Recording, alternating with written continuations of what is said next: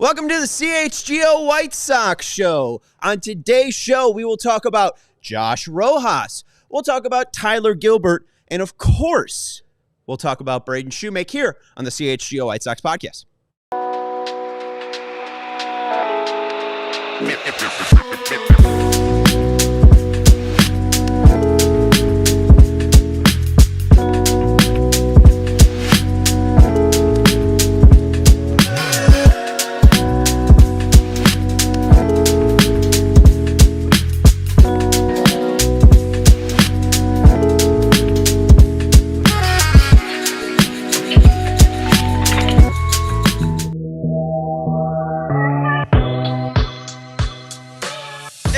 Welcome into the CHGO White Sox podcast, coming to you live on the sunny side. Thursday, visit sunnyside.shop for bright buys every day, including 50% off your first 3 online purchases. Enter promo code HICHGO at checkout to qualify.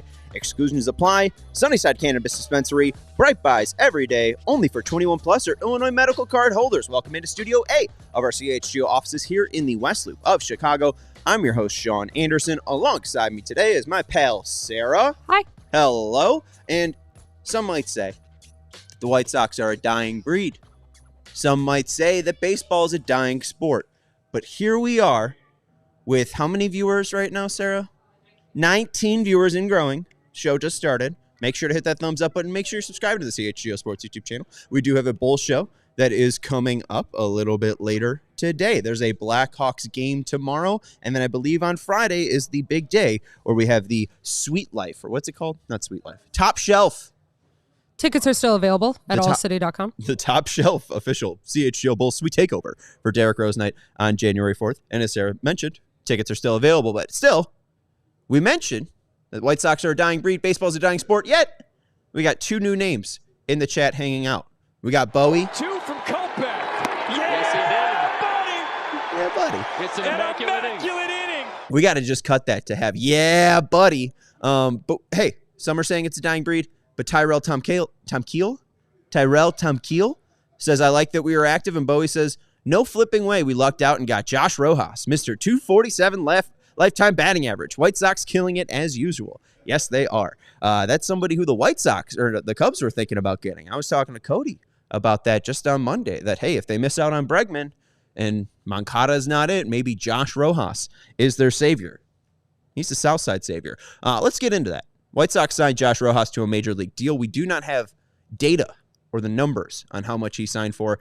Scott Merkin with the note that Rojas would be signing to a major league deal.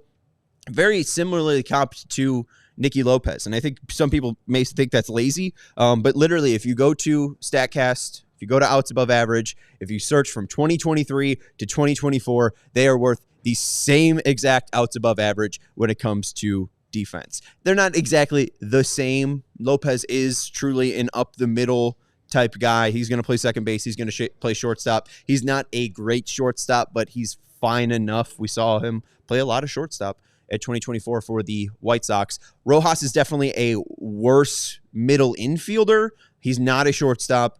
Hasn't been a shortstop, I think, since 2022. Really has kind of abandoned that idea that he'd be a shortstop. But he has done very well over the past 2 years playing second base and third base. So he can be an up-the-middle guy. He could possibly play outfield if they're really like in a crunch. I don't think it would be the craziest thing to say, Josh Rojas played 5 games at left field. Maybe he played like 3 innings in left field. Like, I don't think it's that crazy. But I do think that he will give a similar defense to Nicky Lopez. The one plus, they're both left-handed, which is, again, you don't see many left-handed, right-handed middle infielders. But Rojas and Lopez, similar bunch. But Rojas has had, I think, 2 seasons with a 100-plus OPS plus. Lopez, I think, had 1, and that was back in like 2018 when he had 5 WAR because of the defense, because of the positive hitting. But then last year, he was around 92 OPS plus. That's in Seattle. Seattle's a very, very, very, very, very, very, very, very, very hard place to hit. You've heard Teoscar Hernandez talk about how difficult it has been for him to adjust. And then he goes to LA, wins the home run derby, wins a World Series, and wants to go back to LA for 366 because, A, that's a lot of money, but also It's a better place to hit than Seattle. So it's possible maybe Rojas has a little bit of a flip. Maybe he does linger around that 90 to 100 OPS line. But my take from earlier is because he's so similar to Nicky Lopez, because he is so, right now, 10 plus walk rate in his career. He does fine enough. I just have a feeling it'd be classic White Sox that if Josh Rojas, who has typically been a fine-ish hitter, just totally falls off the map and becomes a horrible hitter. It does seem like, again, they're going after guys like Tauchman, Austin Slater, now Rojas, with high walk rates, guys that are going to give you a decent at-bat, that are going to work the pitcher, and you won't see a ton of offensive innings from the White Sox where it's 10 pitches or less because the guy's just throwing pitches in the zone and seeing below-average hitters try to make contact like Braden Shoemake. Hopefully Rojas is, again, close to average, but it's not a crazy thought that he could just completely fall off and be as bad as Nicky Lopez is with the stick. And I mainly say this because Cespedes Family Barbecue pointed out that it was wild 2024 a wild 2024 Josh Rojas thing is that he had one of the best months in his career in April and then 5 of the worst months of his career after that. He had the best month of his career in April, 22 games, a 938 OPS, 318, 408, 530 slugging. 3 of his homers came in April. I think he hit 8 on the total year. Then his 13th best season came in July, a 654 OPS, a 200 average, 325 on base percentage, a 329 slug. Then May comes in with a 608 OPS, 244, 294, 314 slugging for Rojas. June, 17th best of his career, 594, 210 average, 273 on base, and a 321 slug. September, October, 545 OPS, his 20th best season out of 23, a 190 average, 269 on base percentage, and a 276 slug. And then August, his 21st best season out of 23 months, 500 OPS, 180 average, 254 on base, and a 246 slug. Yeah. Nasty. I would be fine, Tyrell, if they did sign Hae-Sung Kim, the current free agent, the one that not played for the Padres, the one that is going to be making his major league debut from overseas. But I just don't think they're going to spend that much money. We've seen a surprise with the Arizona Diamondbacks jumping in and signing Corbin Burns. But still, I just don't see the White Sox spending that much money. There is a rumor out there that maybe they'll sign Jake Junis. James Fox said that the Sox are in the mix. He is a Banny guy, formerly of San Francisco. He is totally a Banny guy because the slider that he throws is disgusting. I think he also has a version that has some sweeping action, so you got some seam-shifted wake going on there, and it feels like he's figured out his sinker, but I just think he's going to be too expensive. There's also the thought that he could possibly be a starter/reliever. You see Mike Soroka getting $9 million to go pitch for the Washington Nationals, I believe, on a 2-year deal. I think Junis would be around that number. And I don't think the White Sox are paying over $6 million probably for a player. I don't think Junis fits in because right now, I think I got 13 possible relievers on this team, 13 possible relievers that are currently on the 40-man. I'm not against Jacob Junis. I'm not against Hae-Sung Kim. I just don't think it's going to happen. Right now, the Sox, without knowing Rojas's total, I estimated $2.5 million. Could be a little bit more because he did put up 2.1 WAR. I put him around $2.5 million. If that ends up being what the White Sox pay him, that would give you a 26-man roster around $69 million. Maybe they go spend around $75 million, but I think they know how their attendance works, and if they don't draw enough people, they get paid by the Illinois Sports Facility Authority, or whatever the hell it is, the authority, for all the tickets that they didn't end up selling. So they're kind of in a place where if they just watch the money that they spend, they'll be able to kind of just punt this year and hopefully get a number 1 pick. This is not a team that's going to be trying for the AL Central. Unfortunately, last year was when they were trying for the AL Central and they spent $20 million. I don't see them spending, what's $7 million? About what? Oh, 3%? 3%? I took one math class in college. 33%? 33%. It'd be 33%. Around 33% of their budget on one player. If they're spending around $20 million and Junis is around $7, I believe $7 goes into 21 3 times. Is that true? Okay. So about 33%, folks. I do know that. Genius. What's that? I do know that one. Yeah, right? Yeah. This is a football thing. You know, I mean, you score 7 touchdowns and get the extra points, you're going to have about 21 points. But as Melissa pointed out earlier in the chat, Josh Rojas is 2.1 more, even though it does sound measly. I think it would be the best of any position player on the White Sox, and it would be third on the team just behind Fetty and Crochet. So again, he did all of his damage in 19 games in April and March, hitting 318, 408, 530. 3 doubles, a triple, and 3 homers too. 10 walks and 12 strikeouts. Like, he did most of his damage in April, and ended up putting up 2.1 more. We just need a guy with, career. If we have one guy each month putting up a career month, they probably win 50 games, 55 games even. So fingers crossed that can happen. Let's get into the current 26-man roster. I do have that ready to pull up, and we'll talk about who's filling out this current roster that is worth $69.5 million. The starting catcher in my mind will be Corey Lee at $800K. The backup to him will be Matt Tice, Coldest Tice. Corey Lee's making the league minimum at $800K. Matt Tice is making $1 million. I know people think that it's possible Caro or Teal might make the opening day roster, but what's the rush, people? Come on, this team's going to stink. This team, when you look at their weighted runs created plus compared to all the other teams, I think they're 29th for their projected weighted runs created plus for 2025. Their team ERA plus, I think, is 28th. They know this team's going to suck. Even if you add a Kim to the roster, they're going to win 2 more games, maybe. If you add Junis and Kim, they're going to win 4 more games. I don't see the point of them spending money that is just going to get them a similar result. That's just me being pessimistic, but I think $69 million sounds about right. Maybe they push that up to $75 million, but I really don't see them going over $75 million. But regardless, Teal, which is Teal is Lee backwards, but it would be Leet. There's something there. But anyways, Lee, Tice, your opening day catchers. I think Caro and Teal will likely be in AAA and trying to at least get them ready for maybe a May or June call-up. Maybe not both at one time, but Caro first and then Teal after. At first base, I have Vaughn making $6.2 million. Again, I think that's still an estimation from Major League Baseball trade rumors. I don't think there's a current number for Vaughn. For Rojas, I think he'll be the everyday second baseman. I have him making $2.5 million, but that's not confirmed. At shortstop, I do have Chase Mydroth making $800K. I think Mydroth should get the spot. It does seem like he possibly can play shortstop at Major League level, and Josh Rojas has proved that he can't. So why not give Mydroth that opportunity? It does seem like Mydroth has gotten enough time at AAA where I don't think it's shocking if he ends up getting the call-up. At third base, Miguel Vargas making $800K. Splitting time there would be the designated hitter I have, Ramos, at $800K, so you could see Ramos and Vargas splitting time at third base and DH. Left field, Benintendi, he's going nowhere, $17.1 mil. Center field, Robert Jr. making $15 mil. Right field, Talkman,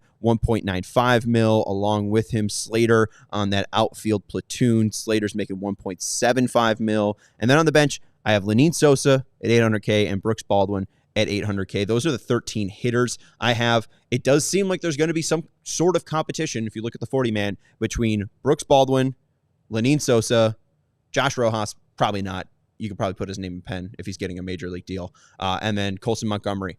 I think those are the 5 that are battling for those spots. Right now I have Sosa, Baldwin, and Rojas being the winners. I guess even Mydroth in there as well. Amaya really isn't interesting. Amaya wasn't even much of a hitter down at AAA. He is more of a glove-focused guy. I think you got that already with Rojas. I don't think that there's too much for Amaya's chance unless they really like his shortstop playing ability, so I don't think Amaya's going to be the guy. Brooks Baldwin, he could play everywhere, so I think that utility will likely get him on to the opening day roster. Colson seems like he has the most talent, but after the year that he had in AAA, you kind of want him to build up some confidence, even though he was already sick of AAA and told the media that he was pretty much like, I don't know why I'm here. I think you have to show or have him show you that he's ready. So I think Colson starts in AAA. And that's why I think Lenyn Sosa, who in his last 201 plate appearances has like a 389 batting average, if you combine the Venezuelan Winter League and his last 88 plate appearances in the 2024 season. We're going to take a break here. I will quickly answer the Fat Hipsters question. Who DHs?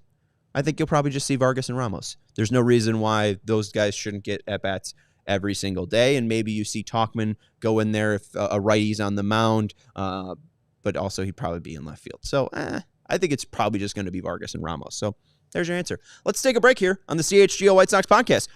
We want to let you know about our friends over at Empire. With Empire today, you get shop-at-home convenience, the right product for your needs, quick and professional installation, and a low price guarantee. Empire today is the best place to get new flooring, so of course they have copycats, but those copycats can't beat Empire on their service, their speed, and their quality. That's why those dirty competitors? Just competitors. Those darn competitors advertise low quality prices because they're trying to put flooring in your home that they wouldn't put in theirs. Empire doesn't promise you the lowest price because they are giving you the best of the best. Empire keeps shopping for floors with a curated product selection, and their philosophy is simple. It's to help you find what you need and not overwhelm you with thousands of choices and substitutes. And you can check out their choices with their virtual floor designer. It's a great way to see how new floors will look in any space. It's easy. Just snap a picture and instantly see how new floors can transform your rooms. You'll schedule a free in-home estimate today. All listeners can receive a $350 off discount when they use promo code CHGO. Restrictions apply. See EmpireToday.com/CHGO for details. Again, use promo code CHGO at EmpireToday.com/CHGO. 588-2300 Empire Today. We also want to let you know about our friends over at Game Time. A ton of events going on in Chicago. It's really a bonus of living in a top 3 market. Cody used Game Time yesterday to go to the Winter Classic to see the Blackhawks. Wow. $20 off that ticket. That helps. Goes a long way, especially those fancy tickets over at Wrigley Field. If you do want to watch hockey at Wrigley Field, there's a cool opportunity. Big Ten Hockey is having a showcase. You can get it for $12 at Wrigley. That's tomorrow over at Game Time. And hey, if you are just a hockey fan, Blackhawks take on the Canadiens for $41. You can also go see the D-Rose game. We mentioned that we have suite tickets that are available. If you are looking for a cheaper entry price and maybe you're not looking to live that sweet life, you can go get tickets over at Game Time. And Game Time has a new feature called Game Time Picks that makes getting tickets for events even easier. Game Time Picks filters out the fluff to show you only incredible deals on great seats, so you don't have to waste your time searching through thousands of tickets to find the best value. You could just see, look, there's a starred one right there. Oh, it's gone away now. But now they're going to zoom in on it, and you can see right there, there's one with a star. And you just click on it because that's the best value. And why is it the best value? Because Game Time knows. They made the software. They know the software. They know what's best. They're just telling you what's best. You can also toggle the all-in pricing feature that shows you the total upfront with no surprise fees at checkout. Take the guesswork out of buying tickets with Game Time. Download the Game Time app, create an account, and use code CHGO for $20 off your first purchase. Terms apply. Again, create an account and redeem code CHGO for $20 off. Download Game Time today. Last-minute tickets, lowest price guarantee. Game Time. Who? Yeah, big Game Time. No. Game Time. Who? Okay. There you go. No, I like it. I feel like we should give a little who. Well, it's the Bulls. The Bulls used to do that. Well, yeah. So there's a movie. Samuel L. Jackson is in it, and I believe it's called Glory. Ooh, maybe it's not Glory Road. I think that's not the movie. Coach Carter. I've never seen it. Matt, is Matt over there? No. Is Coach Carter the movie that has Game Time? Who? Coach Carter, is that the movie that has the Game Time ref? The Game Time. Who? Yeah, that's going to say. That's the Bulls. But I'm also, is that not from Coach Carter as well? Okay. Maybe it's from Coach Carter. That's Michael Jordan, like the Game Time Who. All right. Well, hey, that shows you how young I am. I wasn't around for Michael Jordan's heyday. Okay. So position battles currently with people on the 40-man roster. I think there is one with up the middle of the defense. You got Jacob Maya, Brooks Baldwin, Colson Montgomery, Lenine Sosa. Again, I'm not going to throw in Rojas there because he's signing a major league deal. I think it's pretty likely that Tauchman, Slater, and Rojas all are on the opening day roster. Along with those, there is the left-handed relief pitching battle that I know everyone's talking about. You go into any Chicago bar and they're talking about the left-handed reliever battle for the White Sox opening day position. I mean, it makes sense. You got nothing really going on the north side. They're not signing Alex Bregman. The Bears have lost a couple of games in a row or something. It just seems like, no one really cares about that team. The Bulls, are they even playing basketball? And hey, I mean, the Blackhawks were such a sham at the Winter Classic. The only thing to talk about is White Sox left-handed relievers. Cam Boozer, Frazier Ellard, now recently acquired Tyler Gilbert and Jared Schuster are your left-handed relievers. I think that probably 2 end up making the final opening day roster. Which 2 will have to be your choice. Ellard, I do believe, has an option to be sent down, so maybe not all of these guys necessarily get cut, because I can't get a true idea on who has options. You go over to roster resource for Fangraphs, and you look at all of these players, and here are the relievers on the 40-man roster that apparently still have options. Justin Anderson, Prelander Baroa, Cam Boozer, Frazier Ellard, Tyler Gilbert, Jordan Leisure, Ron Marinaccio, Penn Murphy, Jesse Schultens, Jared Schuster, Shane Smith, Gus Farland, and Steven Wilson. Apparently all of them have minor league options. Doesn't make sense. Why was Schuster a part of the trade? Was it 40-man crunch? 40-man crunch compared to, actual option crunch? Maybe that's the thing. So, I mean, it's possible that they just end up picking their best 8 out of those 13, and that's your bullpen. And hey, if one guy doesn't work, you got 5 guys that you can pick from in AAA.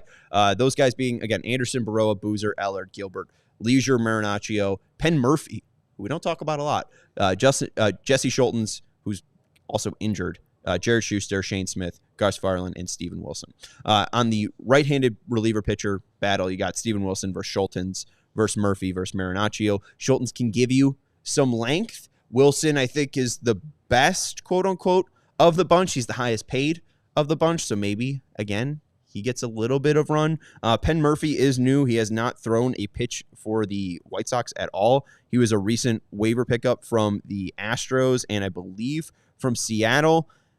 Nothing super interesting on the Penn Murphy side. I think he's got interesting pitch shapes, but I don't think there's anything that's like, oh, this guy's throwing 100. It's not like a Prelander Baroa where, if he just hits the strike zone, he's unhittable. Not really that type from Murphy. And then Marinaccio, also still not a top-end starter, but a guy that I think they find interesting from New York. I think he's probably the most cuttable if you look at the 40-man roster now that Braden Shoemake has been a casualty. So can we just have a moment of silence where everyone is quiet and give the proper respect to Braden Shoemake?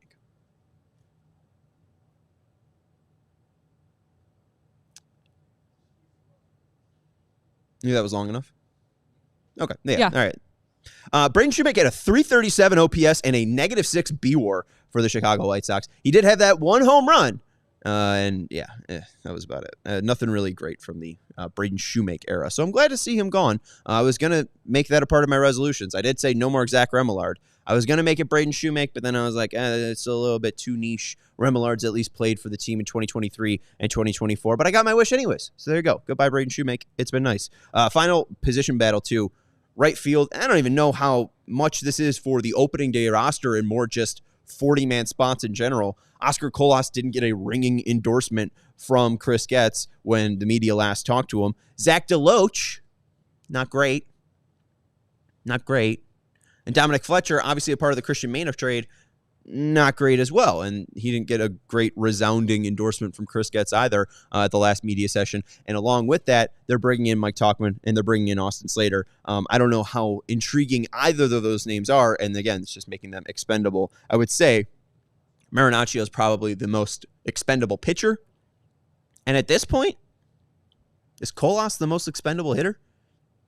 If you're looking at DeLoach versus Colas versus Fletcher, I just don't think Colas is going to make it in the White Sox organization. It doesn't feel like the White Sox like Oscar Colas. I think he probably has the most potential of the 4 because of his just athleticism and size and makeup. DeLoach, I guess, had an all right end to his year in 2024. If you want to look at, I'm looking at Lenin Sosa's Venezuelan numbers. So you can look at Zach DeLoach's numbers and get excited. But Fletcher, too, I just don't think that the size and makeup is of major league caliber. I don't think a 5'6" tiny right fielder is going to cut it. He's a decent defender, but again, when he was still like the best right fielder in all of Major League Baseball, and they're going out and getting Austin Slater and Mike Tauchman. I think it just shows you how truly important defense is. They'd rather you be an above average hitter and just like a zero fielder rather than like a plus 15 fielder and a negative 15 hitter. We just need people to be kind of in the middle. Let's just be bad, but not 121 losses bad. All right. A little bit more on Tyler Gilbert. Talked a little bit about the left-handed position battle. Cam Boozer, who was just acquired from the Red Sox. Frazier Ellard, who was on the team last year. Tyler Gilbert, who was just acquired from the Phillies. The White Sox sent 8th-round pick from the 2024 draft, Aaron Coombs, to the Phillies. Along in that battle, Jared Schuster. And that was nice. These guys are on the 40-man. They're prospects, so I don't think that they're really battling for a position on opening day, because I think that a Schultens, an Ellard, even an Amaya, they're playing for a job. They're playing for a spot on the 40-man. Bush and Eder likely have spots, at least on the AAA roster. So I would say the left-handed position battles are Boozer, Ellard, Gilbert, Schuster, Eder, and Bush. I think Eder and Bush are at the point where, yes, they can give you volume, but if you're going to see a velocity tick, maybe you just end up moving them to the pen, especially with Eder.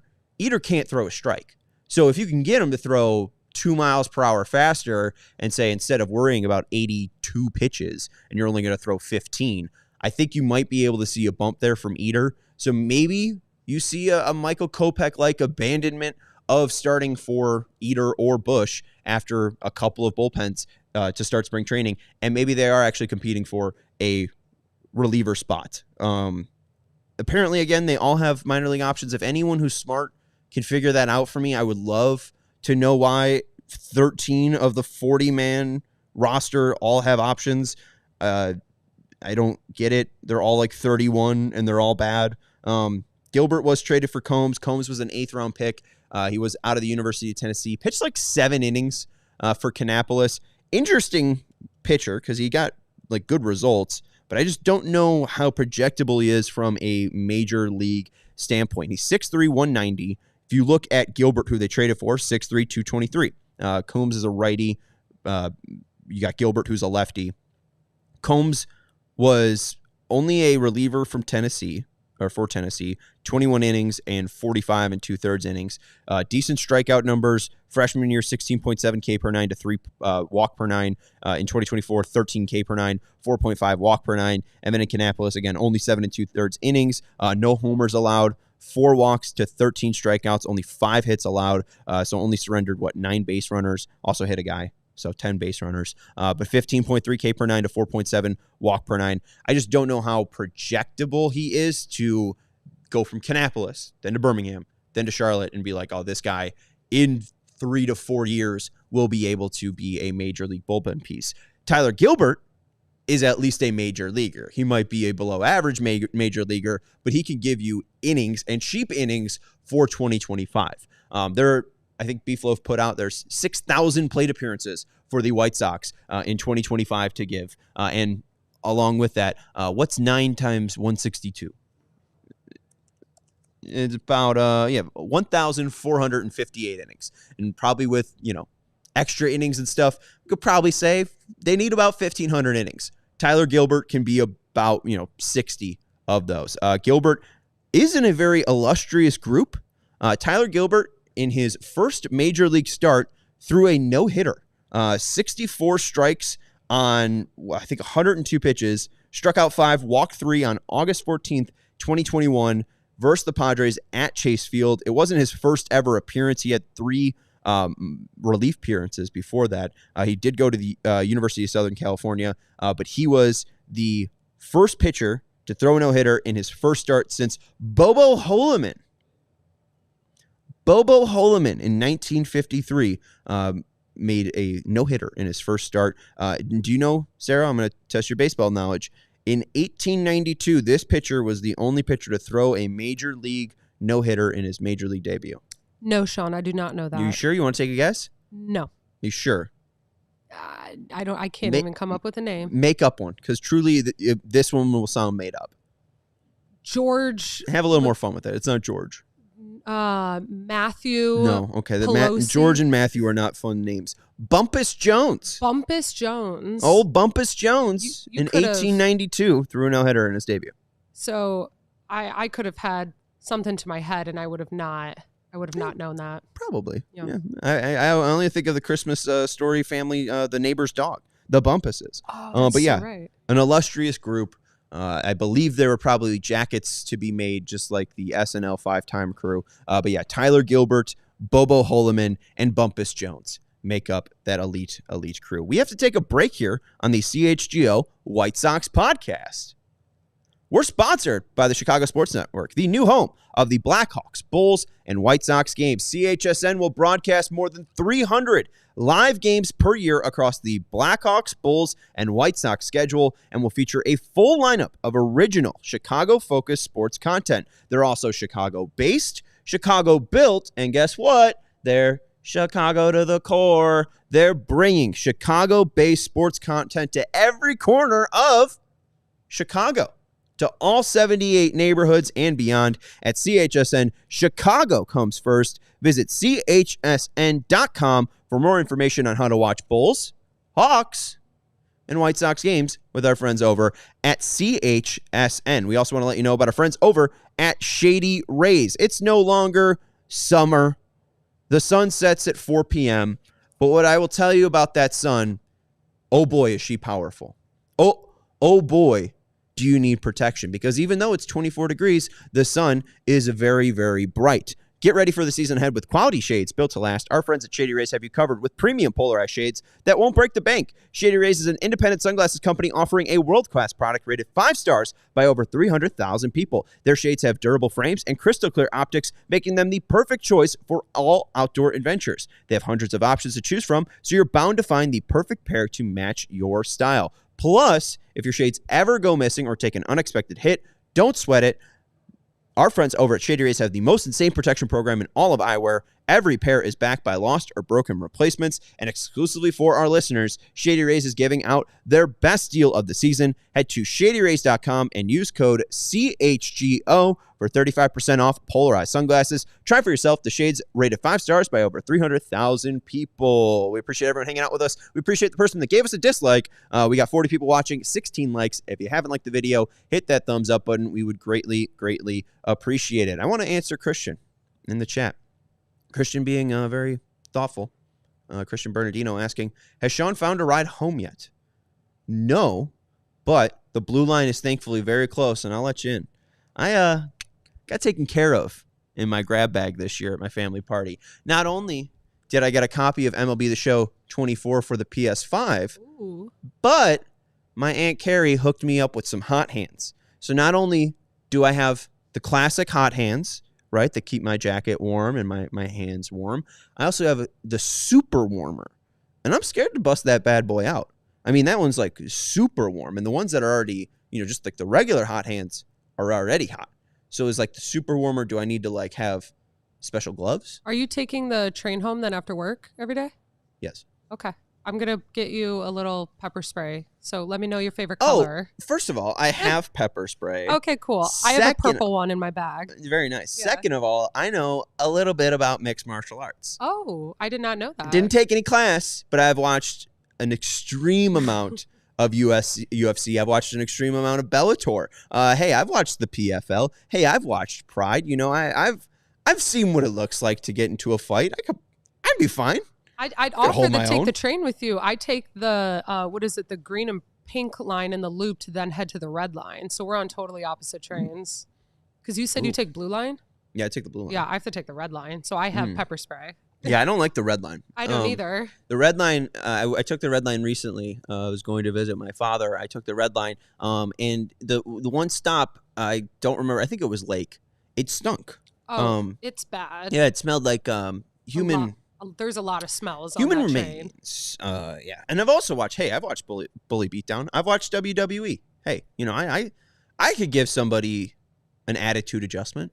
Christian, in the comments, by the way, we do WWE segments with CHGO with Big Dave. Am I correct on that? Yeah. It's the WWE ones. Yeah. It They're fun segments, though. They are fun segments, but also like, it was an also Greg's thing, too. Oh, Shout true, out Greg. true. Missing Shout Greg. out Greg. But yeah, I could. I mean, my last name's Anderson. I should be able to bust out a AA spine buster, right? I mean, my uncle Arn has taught me well. Time traveling Sean, would he win a Pride championship? No, I would not. All right, let's get back into the White Sox. Anyways, Aaron Combs again traded, and I think the biggest thing, and I know Melissa in our diehard Discord, and she's hanging out with us in the YouTube chat, was a little bit upset because Combs was an interesting name in the minor leagues for the White Sox last year. But again, they can immediately get major league pitching, and they got it for cheap for an 8th-round pick, where Combs at his best is probably what Tyler Gilbert is. Gilbert isn't like shut down. Gilbert isn't, the bee's knees, but still 100 innings pitched in his major league career, 4.23 ERA. He's not bad. He's not great. Would I want him to be my closer? No, but has he put up 2 seasons of 130-plus ERA? Yes, and only, 8 innings pitched last year, so the White Sox can at least give him run to see if, instead of 8 innings, if it could be 40 innings, if he could put up that 130 ERA plus. Anyways, Gilbert for Combs trade, I understand it. Don't love it, but also it's the 2024 White Sox. I don't really care. I can't lie to you. I care because it's my job. I care because it's White Sox related. But the Tyler Gilbert, Aaron Combs trade, it's not getting an emergency podcast. So I like how you just made that graphic, Sarah. We're not talking about the Tyler Gilbert trade anymore. So why don't you flash it? Let's flash. Oh, no, it's okay. I was just flash it. Come on. This is all I little. There it is. Tyler Gilbert trade. We talked about it. It's official. All right. Let's move on. I'll put a timestamp in. What's I'll put a timestamp in for YouTube. Perfect. Yeah.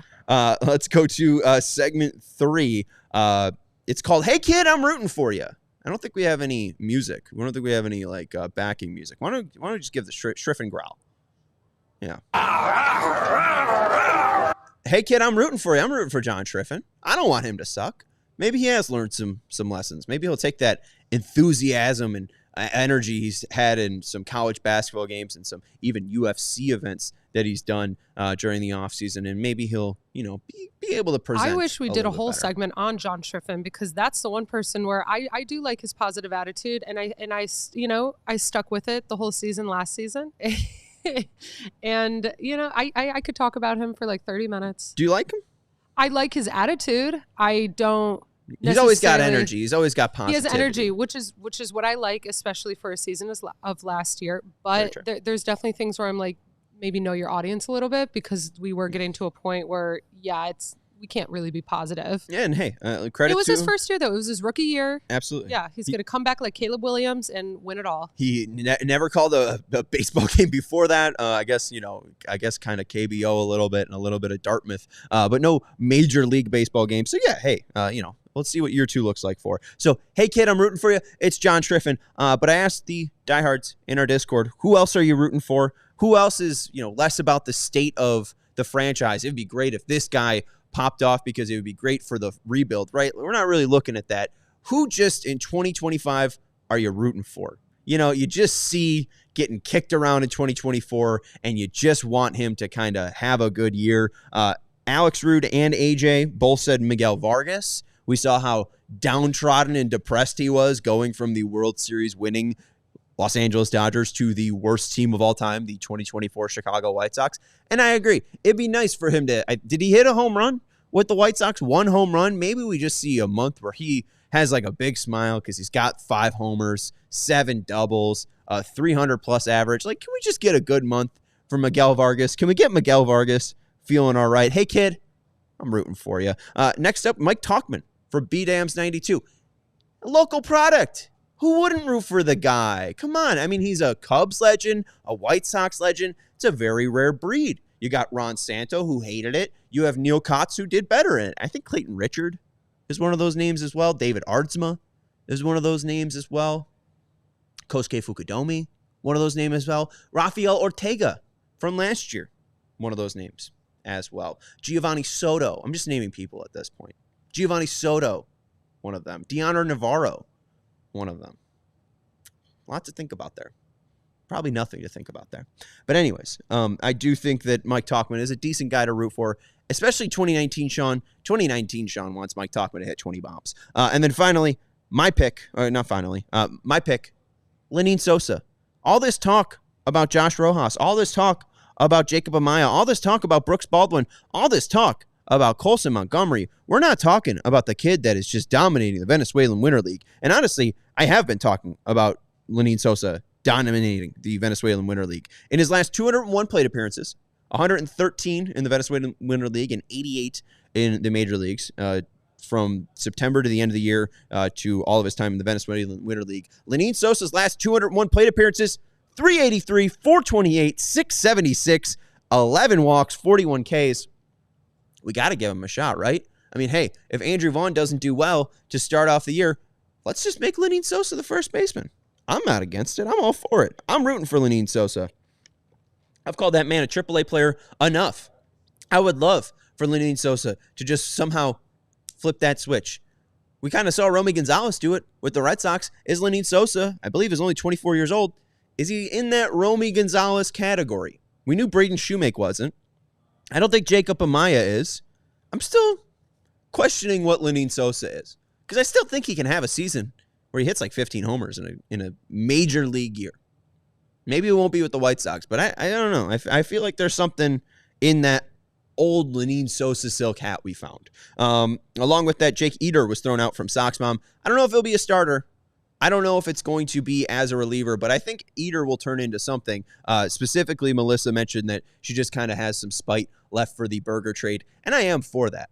I mean, really, it is nice when trades kind of go untalked about for 2 entire years, and then finally the other half of the trade shows up, and it's like, oh, hey, that guy exists. I would like to have Jake Eder exist for a little bit. Maybe he has like 2 to 3 good years as a starter. It seems like he can hit probably 97 in a bullpen role, 96 in a bullpen role from the left-handed side with a nice slider. Maybe Jake Eder can provide or produce for the 2025 White Sox. And then finally, Fresco Elmo threw out Gus Varland, mainly because of the Twitter video made by the White Sox. And I'm rooting for Augustus. I think Augustus was great at the end of the year. And not only am I rooting for Augustus, I'm rooting for Louie. I hope the Varlands come to the White Sox, become above average major league relievers, and we could just have 2 brothers dominating on the bullpen. And that'd be a fun little tandem. And I think just like Amir and Ahmed Khan, they get a boost when they're on the same team. There should be some sort of boost provided. If I know anything about video games, if I know anything about the made-up world, when you play with your brother, you should get a boost. Maybe not Owen and Bret Hart, if we're going back to WWE, because Owen was jealous of how good Bret was. But I digress. I think it'd be good for Louie and for Gus for them to play on the same team. So that's, hey, kid, I'm rooting for you. There you go. Fat Hipster said, Miami got more for Burger from Boston than we did in Eder. I don't know what that means, because he didn't go to Boston. He went to Texas. Fat Hipster, tell me what you mean. And Victor Von Doom saying Davis Martin for dark horse candidate for next season. Our guy Herb said, I forget what it was. Who's the dark horse candidate for you in the White Sox rotation? Maybe Victor Von Doom is just Herb. He's in the rotation, guys. Davis Martin will be pitching for the White Sox. And what we've seen in 2022 and 2024 is that Davis Martin is a very good major league pitcher. He was good before the Tommy John. He was great after Tommy John. Now he's got this split change, or this, the Hayden Birdsong change.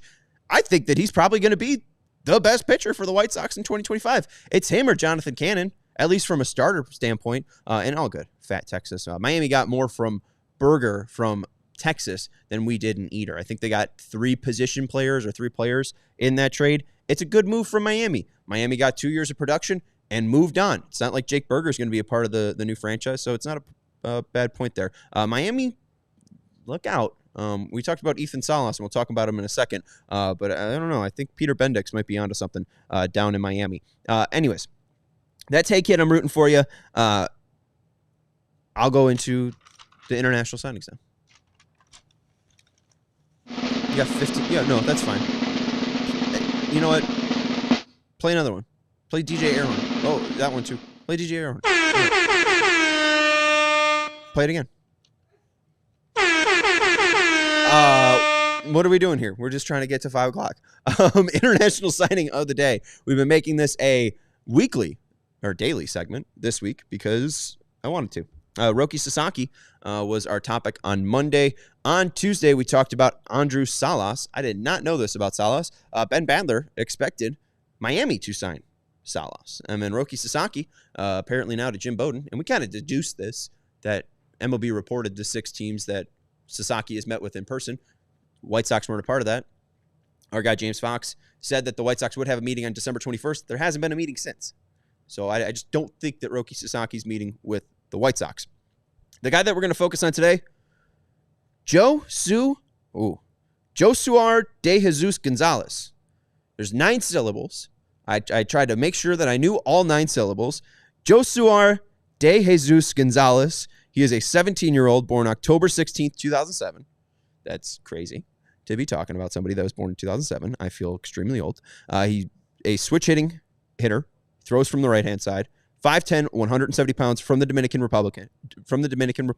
He is the second international free agent, according to MLB.com, behind Roki Sasaki.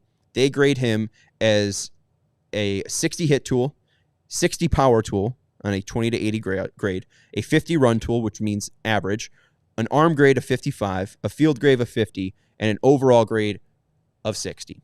I believe Noah Schultz is a 60 grade prospect, so at least to give you a thought process or a thought idea how to line up players. Typically 60, it's pretty rare to even get a 65 to 70 grade value on a prospect. Those are usually top 20 prospects. So it wouldn't be crazy for Josuar de Jesus Gonzalez to be a top 20 prospect once he's probably gotten 2 years into the minor leagues. But anyways, de Jesus Gonzalez, his ceiling is compared to Francisco Lindor and Jose Reyes. Probably closer to Lindor with the power. Reyes was never a big power guy and more of a speed threat. I don't think this guy's that fast.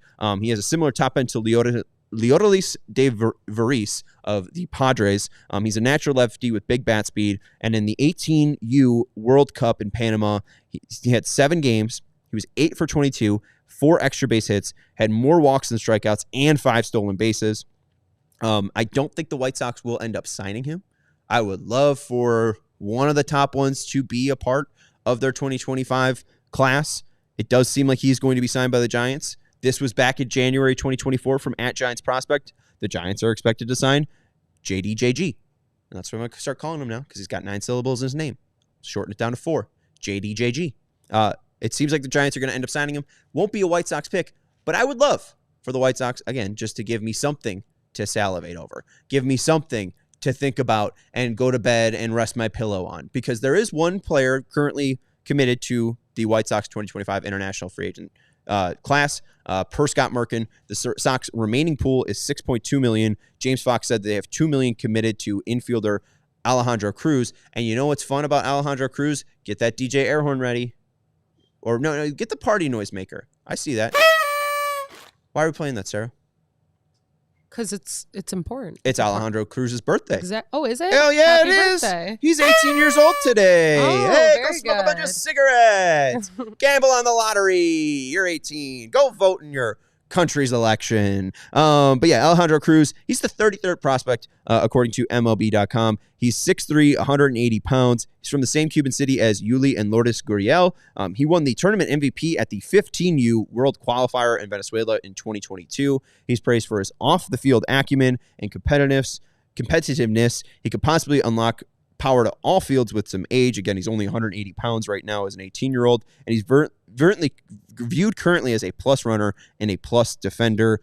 However, the running skill will likely kind of go down with age. MLB.com thinks the hit tool is graded as 45, so below average. The power is about average at 50. The run tool, which again is expected to go down, is at 55. The arm 45, fielding 50, and the overall 45.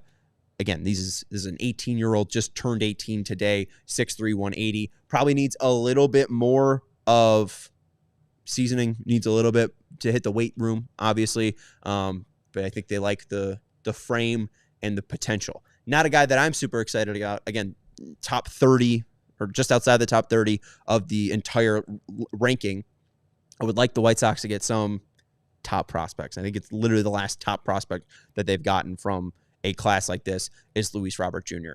David Keller was brought in, replacing Marco Patti as the director of international scouting. I would love for Keller to make some sort of impact with the White Sox, and hopefully they can take their remaining $6.2 million and do that. It does seem like Salas will be getting the 3rd highest guarantee from this class behind Sasaki, and then Cruz, who I believe is the third-ranked prospect. I don't understand why Josuar de Jesus Gonzalez is not getting a bigger bonus. We should look into that and give him more money. Anyways, to talk and wrap up prospect talk with this last 10-minute, I will give up my top 10 Sox prospects, because why not?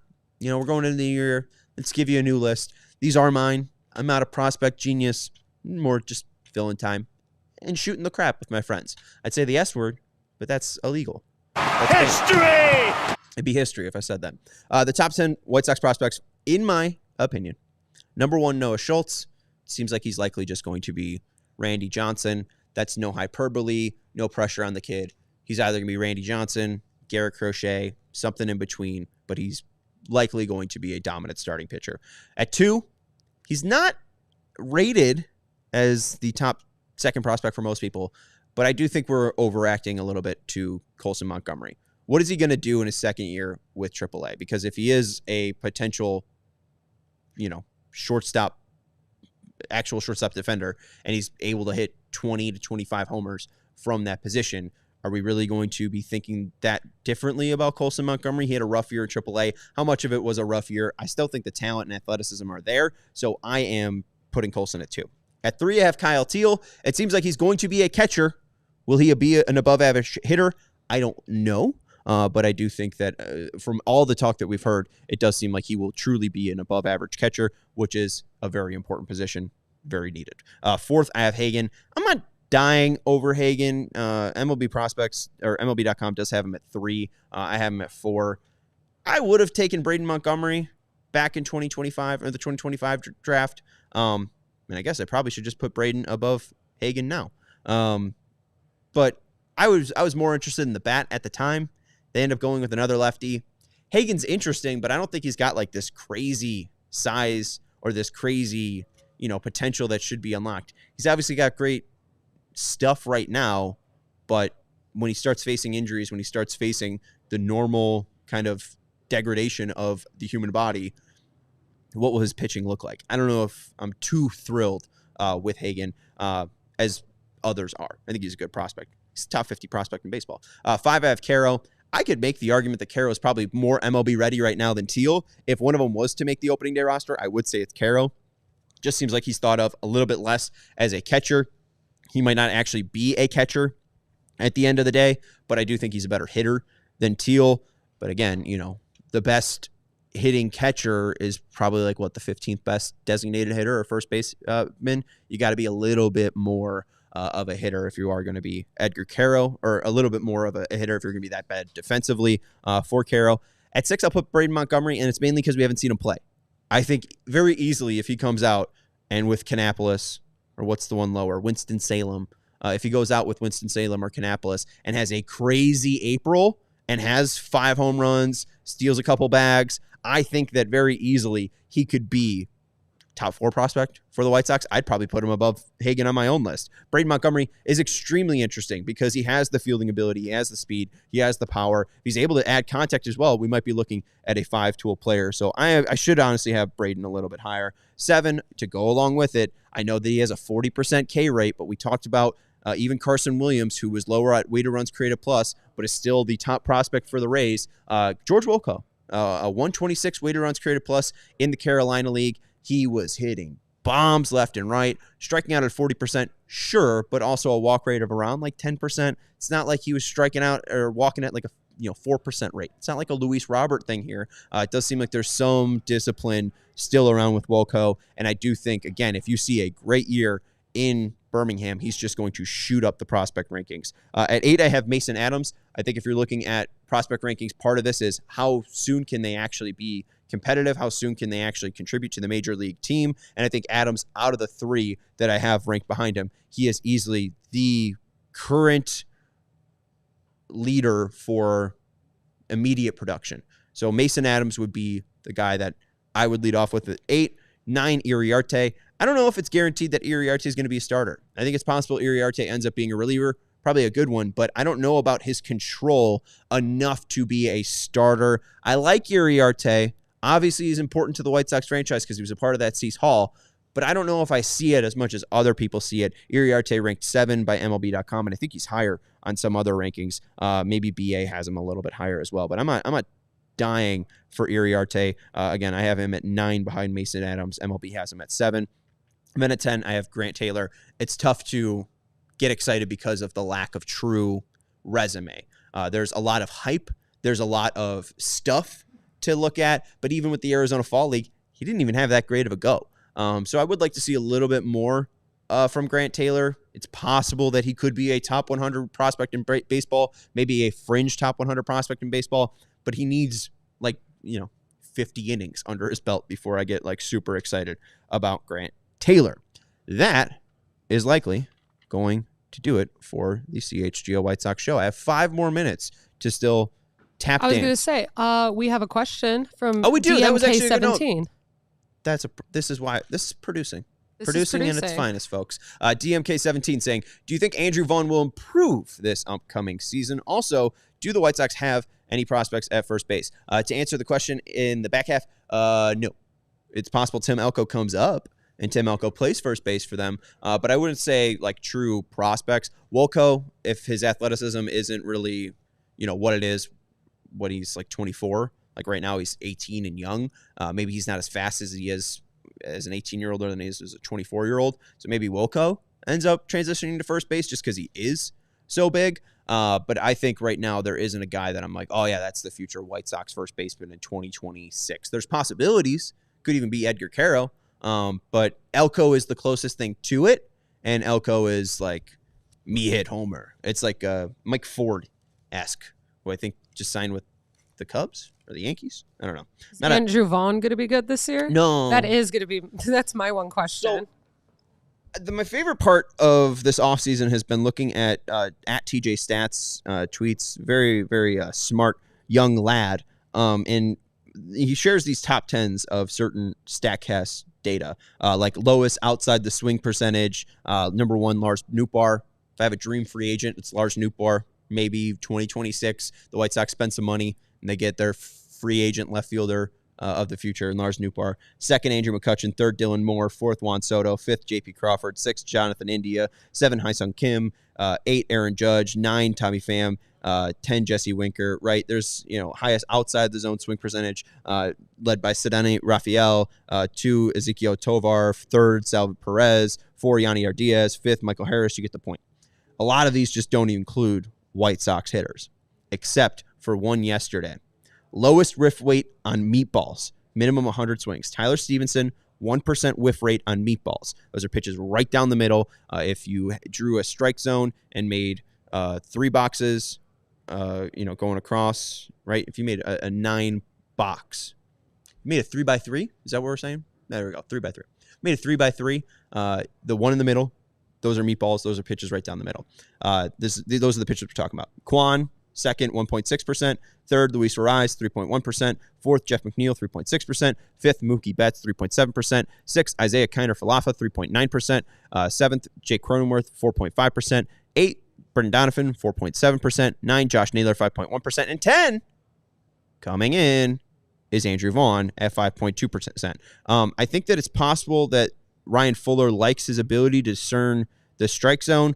We obviously like that coming out of the draft, and we were very excited about Andrew Vaughn's plate discipline. We saw his 500 on-base percentage and got super excited, but he really hasn't been able to deliver. And while those numbers are great for Vaughn with meatballs and not missing on meatballs, he still really didn't add to much. He didn't dominate.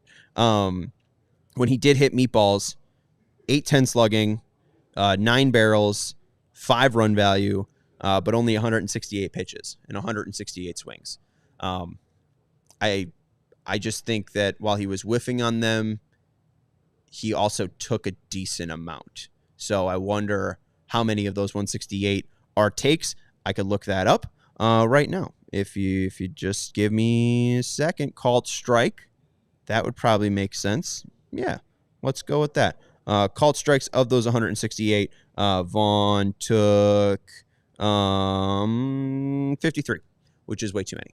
So if you're looking at pitches right down the middle, what are you doing? So yes, he's not swinging and missing at them. And yes, when he does hit them, he does do very well, but you'd want him to probably just be a little bit more aggressive because if he is doing very well against those pitches, you don't want him staring at him. And what about one-fifth of the balls down the middle of the plate he was staring at? So that's what I would like to see improve from Andrew Vaughn, is just be a little bit more aggressive in the zone and still maintain that ability to, not swing at pitches outside the zone. So I don't think that Vaughn will turn it around this year, but it's possible. We've hit the hour mark, and that's going to do it for the CHGO White Sox podcast. We'll be next week. Hit the thumbs up button. Make sure you're subscribing to the CHGO Sports YouTube channel. We got Bears coverage coming up to end out the season this Sunday. We got Bulls coverage tonight. Their show's coming up at 5:30. We got Blackhawks pre- and post-game shows tomorrow. So make sure that you are subscribing to the CHGO Sports YouTube channel. We appreciate everyone hanging out with us in the chat. Appreciate the diehards that are hanging out with us in the Discord. And thank you very much to Sarah for producing the show. We'll talk to you tomorrow. No, we won't. We'll talk to you next week. Goodbye. We all silly like the mayor.